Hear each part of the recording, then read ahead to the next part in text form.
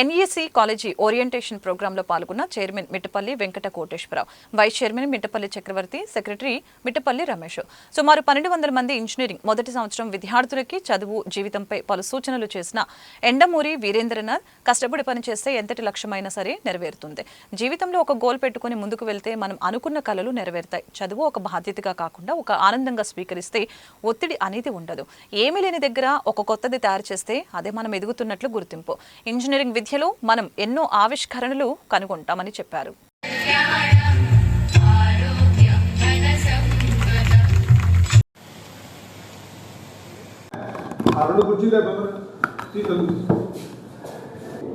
Narasaraopet engineering కాలేజీకి వచ్చాను. 8-10 సంవత్సరాల క్రితం కూడా వచ్చాను. చాలామందికి తెలుసో తెలియదో కానీ this is one of the best 4 engineering colleges of Andhra Pradesh. 25 సంవత్సరాల పైగా అయింది కాలేజీ పెట్టి. చాలా కాలేజెస్ మూతపడుతున్న ఈ స్టేజ్లో ఇది రోజు రోజుకి అభివృద్ధి చెందుతూ ఒక పూర్ణమి వైపు వెళ్తున్న చందమామలాగా ఉంది. The best thing in this college what ఇంతకుముందు వచ్చాను, ఇప్పుడు వచ్చాను కాబట్టి చెప్పేది ఏంటంటే డిసిప్లిన్ అండి. చాలా డిసిప్లిన్డ్గా చాలా ఉంటారు. సెకండ్ పాయింట్ ఈజ్ ఈ కాలేజీ యొక్క గొప్పతనం ఎంత ఎన్ని నీతి వాక్యాలు చెప్పినా చివరికి వచ్చేసరికి placements. Around 80% of the students are getting placements in this college if I'm correct.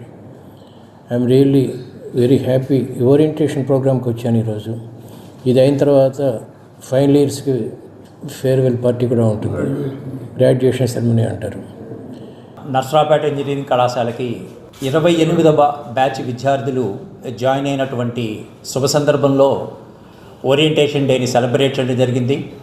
ఈ సందర్భంగా ముఖ్య అతిథిగా విచ్చేసినటువంటి ఎండమూరి వీరేంద్రనాథ్ గారు విద్యార్థులను ఉద్దేశించి ఎటువంటి లక్షణాలు అలవర్చుకోవాలి, ఏ విధంగా కష్టపడాలి, జీవితంలో ఉన్నత స్థితికి వెళ్ళాలంటే ఎటువంటి ప్రణాళికలను రచించుకోవాలి అనే దాని గురించి పిల్లలకి చెప్పడం జరిగింది. ఎన్ఈసీ కళాశాల 28వ ఓరియంటేషన్ డేకి ముఖ్య అతిథిగా చేసినటువంటి వీరేంద్రనాథ్ గారికి మరి నేను కృతజ్ఞత తెలియజేస్తూ ఉన్నాను.